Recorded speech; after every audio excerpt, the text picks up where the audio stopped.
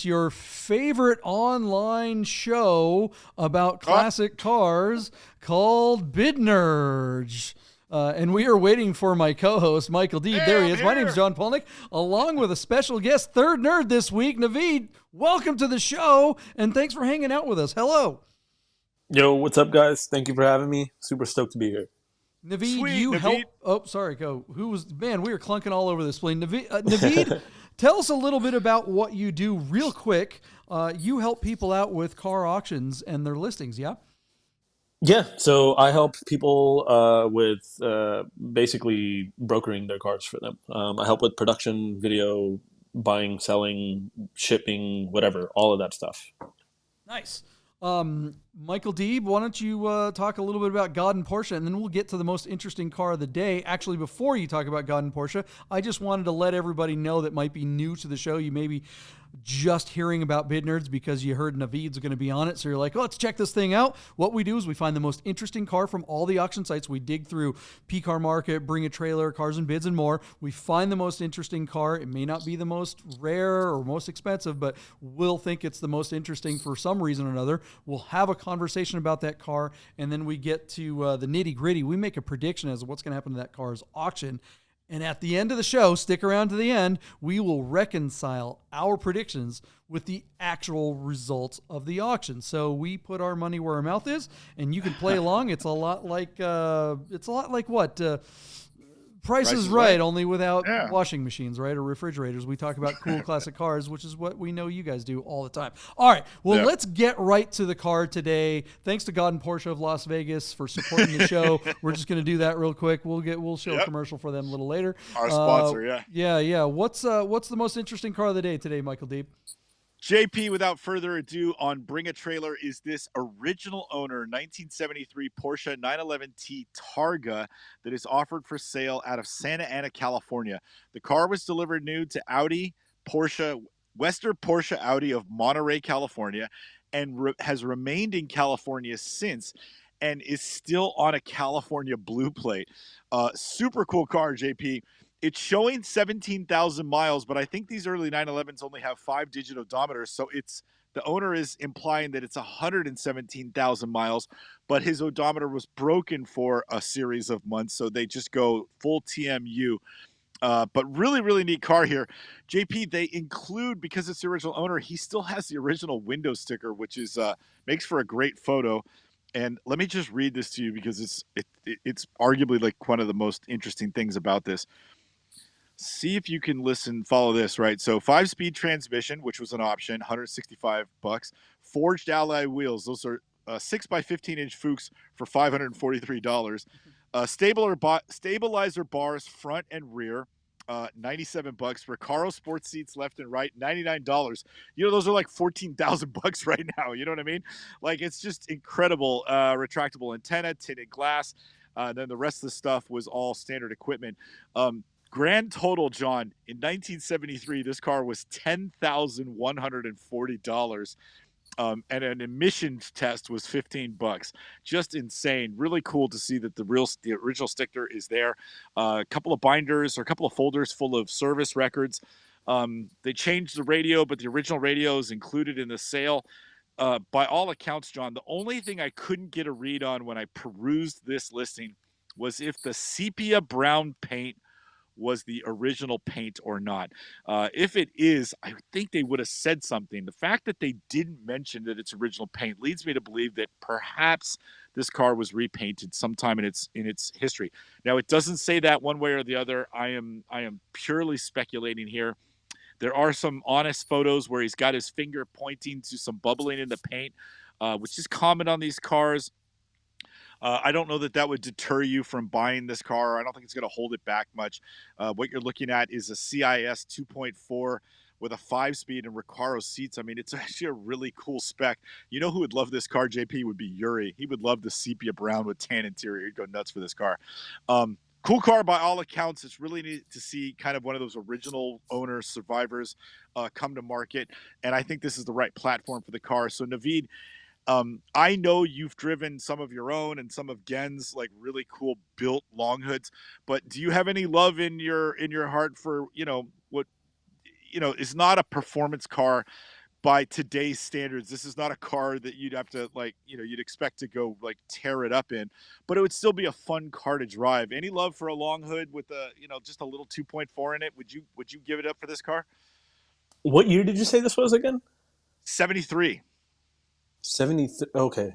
Because I think it was like 72 or 71 where they came with MFI, and I kind of wish that this Yeah. car had that original Yeah. MFI setup. I But don't think the T's did, but the S's and the E's did from 70 through 73. So you're right, but I don't know that the T's came with MFI, but I'm not 100% on that take.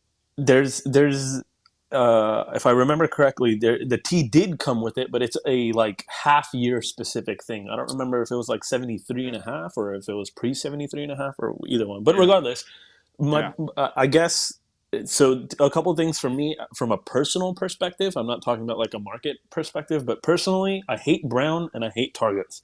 So for me personally, this car is a big no-go for me. But if I was, if I did like brown and I did like Targas, I would be all over this car. I think that it presents really well for its age. I think it's cool that it's from the original owner. He has the original radio and like a bunch of other original stuff to it.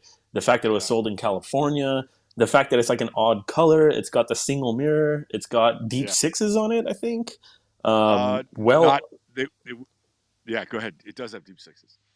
Yeah, and it's got really good options and everything too. I think that like this was basically top tier premium Targa 911 back when this was sold brand new. You know what I mean? So this is like as good as it pretty much can get, which I can definitely appreciate. I have a really good, or I would say that I have a very strong emotion towards cars that have stories, and this has a really great story. So I think it's really cool. Yeah, JP. Yeah, man. You love Targas, but Sepia Brown, would it do it for you? Well, I just gotta say, Naveed, it's 2023, man. Don't be a cabrio-phobe. Come on, you gotta get with it, man. You're just come on. How do you not love the shape of this car? I just feel like Targas and cabs are just such a boomer thing. Like it's like I don't want the top off of my car. Have you ever owned or driven a car with no roof? Oh yeah, big time. I've driven one of these with like a 2.7 RS spec engine, and it was a fucking monster. Don't get me wrong; it's still fast and it's still a great car. It's just I don't want the roof off of my car. Period. Like it ruins the body of the car. I feel like the entire shape of the car is completely wrong now. Like the classic 911, Volkswagen Beetle look is beautiful. Yeah. And then they took this giant bar and put it right in the middle of this thing and then curved the glass like it was like some sort of mid-century modern weird home design thing. So, I don't know. Not for me. Oh, we're losing Naveed. Oh, it was nice having nice having Naveed on here. He's out. Get out of here. He'll never be a guest again. Yeah, thank you, Naveed. Yeah, I get, cabrio-phobes just kind of, I don't know, man. You're giving me a bad vibe here. No, it's so funny because you're right about the boomer thing. Boomers are the ones that use the term visceral and analog. And if you like a visceral and analog experience, then convertibles are the way to go. There's no doubt about it. That is the most visceral experience. But my favorite connection with are you a cat person or are you a dog person? This is my favorite. I have a cat. Well, see, there you go. Boom. That explains it. Cat people have to be confined into little space. Cats like to be like, your cat loves to go in like little boxes, right? But if you of course, the cat has to get in that little thing and you're scared of the world and you don't want to see outside or anything like that. Whereas what's the first thing you see when you put a dog in a car? He sticks his head out the window, and dogs love life and they love other people and they're not scared of everyone. I'm giving you a hard time. It's a good time. Look, back to this car, the Targa thing, regardless of the Targa Cabrio or Coupe or whatever, 73 is kind of a pivotal year, as we all know in this panel. That's when, the next year they changed to the G-body car. But what's really interesting about the 911s and all the Porsches of this particular era is that year marked a big change in the value of the Deutschmark versus the dollar. And the price of 911s went up by like $3,000. And so a lot of people, I did one of my early films on Der Fascination. We did a film about a 914 of the same year from an original owner. This guy, he was in his 70s and he bought a brand new 914 in 74. Because when he started dentist school, a 911 was like $8,000. And then when he finally graduated in 73, they were up to $10,000 or $11,000. So he had to get a 914 instead of a 911. Just a couple years before this car, the same exact car in 71 or 72 was, around $8,000. And, those 72s are the ones that everyone wants because they have that extra oil flap thing. And the MFI, like you were mentioning, Naveed. But it is interesting that we marvel at the fact that the sticker says $10,000 and that's nothing. But that was a massive bump in price for American buyers because of that value to the dollar thing back then.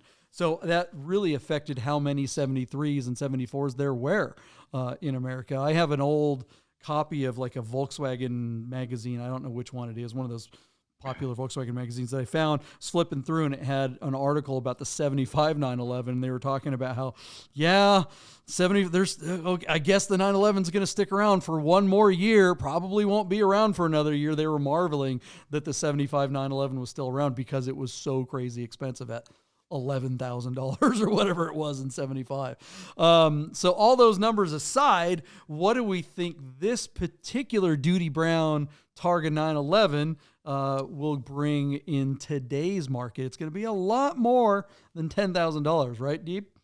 So yeah, John, here's the deal. Our car is way out. It closes basically in 6 days, so it's way out from when we're recording this. But it's already up to $50,911. And that is on, let me read it to you, 8 bids. JP, I think this car is going to do pretty well.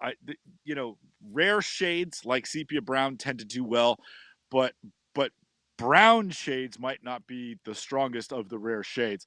So in my mind, I think an original owner blue plate car with the provenance that a car like this has should be $120,000, $130,000 car.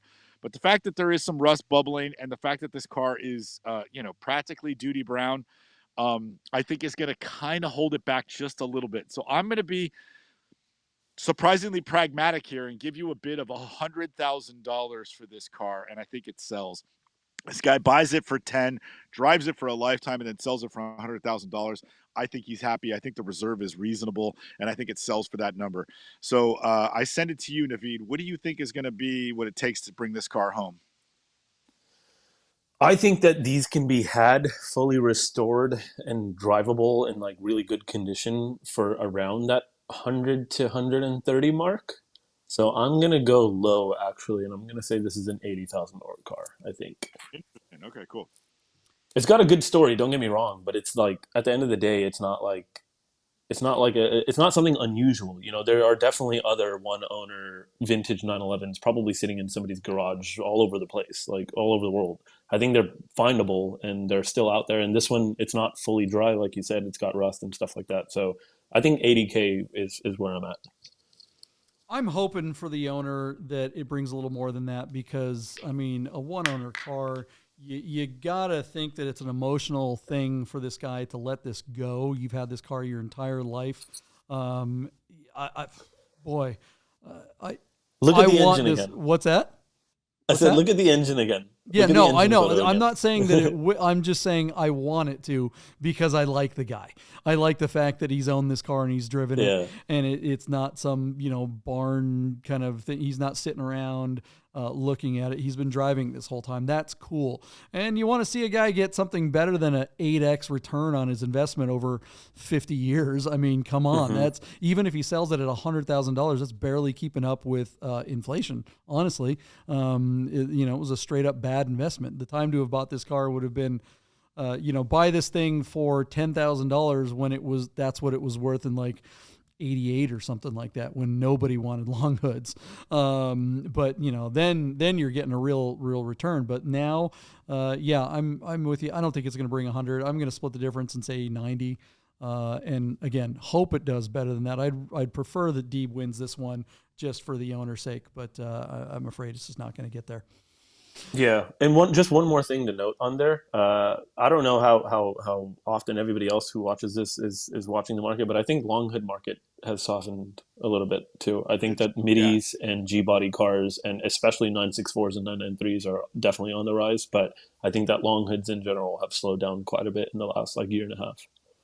Yeah, for sure. It's interesting that backdates are still bringing money, but long hoods in general, that long hood, whatever extra premium that people were paying definitely is going away. I think that's because, and we always talk about this, what drives the classic market is guys that are in their 40s, 50s, and maybe 60s who have disposable income. And the car that they wanted when they were young probably wasn't a long hood car. I'm in my early 50s and I didn't like long hoods when I was a teenager. I thought that was the old Porsche. I wanted a G body. And then when the 964 came out in my 20s, oh my God, that was the car. So, when you've got guys that, their kids are out of college and their houses are paid off and they have that disposable income, they go and look for the thing that was on their wall. And, if you have to be pretty old for a 73 Targa to be the car that you were pining after. And most of those guys are retiring or straight up dying, and their heirs are inheriting these cars. Like you said, it's the boomers. Boomers are not in peak earning. The boomers are retired and passing away. And so these cars are winding up back in collection. This car would do better if it was modded, if it was hot rodded out. Take those rocker panels off, pull the bumpers, and make it something bitchin' looking. Then all of a sudden it might actually bring plus 100. But the way it is right now, probably not. What do you guys think out there in the nerd herd? Now is the time to put your bid in the comments below. And if you guys are new to the show, make sure you hit the subscribe, like, and notification button and share an episode of Bid Nerds so that we can grow the channel. Naveed, you joined us all week. Thank you very much for hanging out. Yeah. Thank you guys for having me. It's been really fun. It's really hard not to, jump into this and get super heavy into it, but yeah, it's been great. Right on. Well, just so you guys know, this is not the end of the show. We're just going to go to a break and we're going to find out how much this car sells for right after this. Hey guys, I gotta tell you about our friends Godden Porsche of Las Vegas and Godden Classic. If you're looking for a new Porsche or a classic, you gotta call our friend Steve at Godden, this guy. 1989 linen gray metallic G50 cab. Is that gonna be for sale? It is gonna be for sale. The car only has 65,000 miles on it. Save yourself the hassle of screwing around with all the auctions like we always talk about and just talk to Steve. He'll find you the classic Porsche you're looking for, Godden Porsche of Las Vegas. If you love watching car videos on YouTube, you gotta check out my channel, The Rami Show. Oh, this car! I am driving a 2020 Lamborghini SVJ. This car, watch this.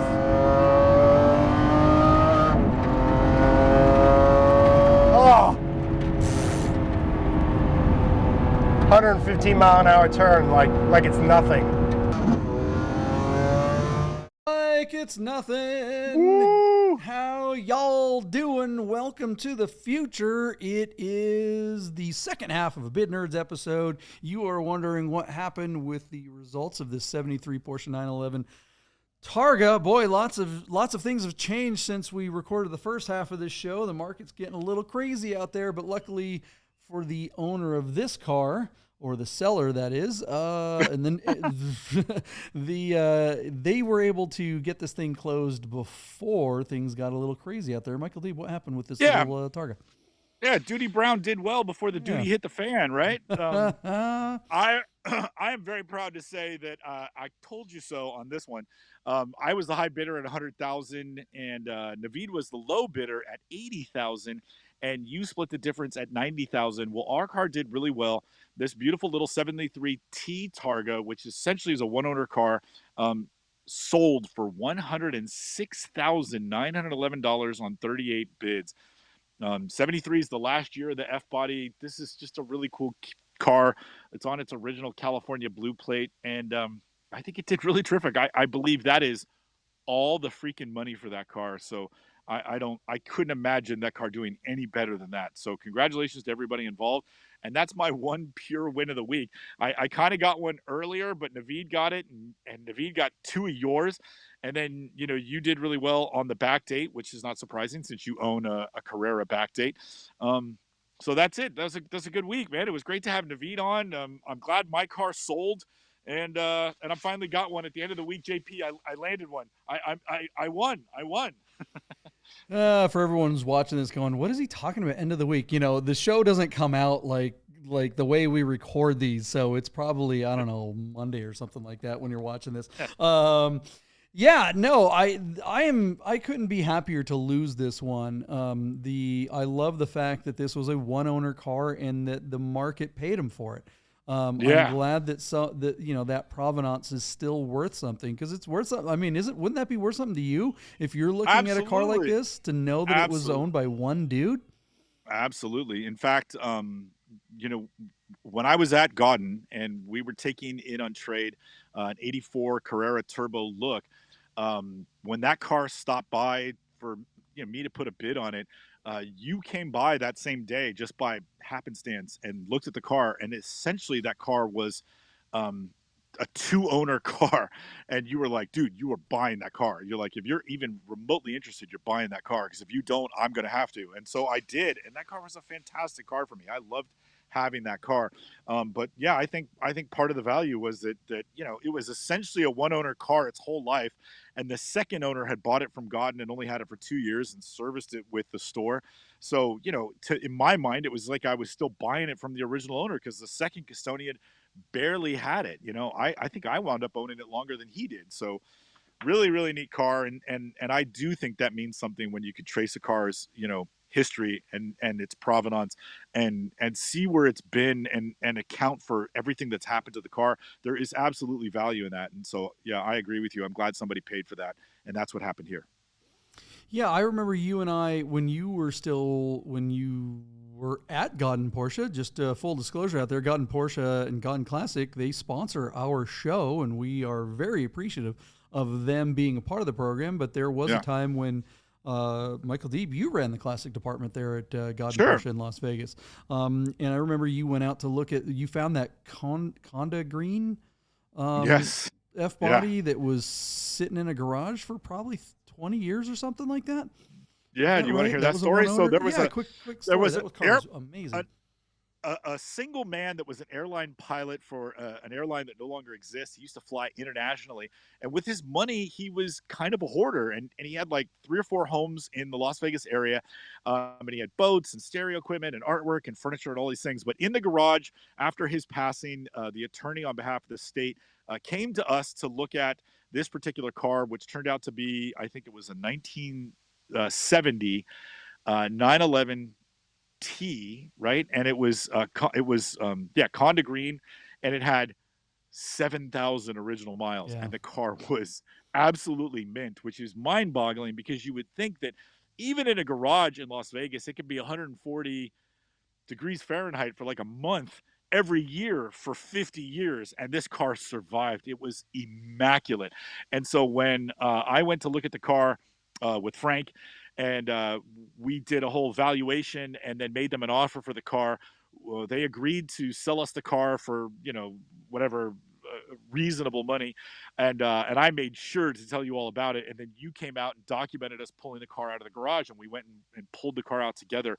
I mean, that was as far as you and I being Porsche and car geeks, that was about as cool a treasure hunt as I've ever been a part of. It was really fun to do it with Frank, and it was really fun to have you take pictures on the way out. It was really I still have video of that somewhere. That'd be interesting to put something together with that.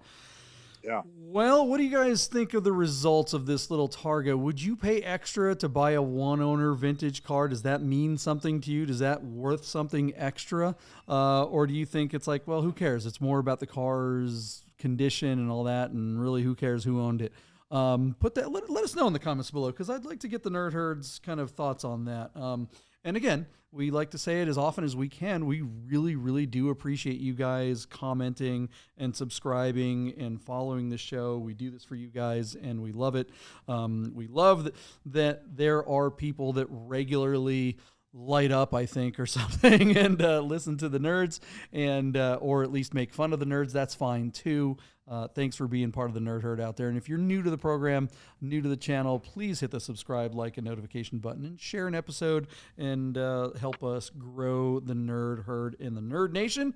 And we will see you guys tomorrow on a brand new episode of Bid Nerds. Nerds! Get those nerds!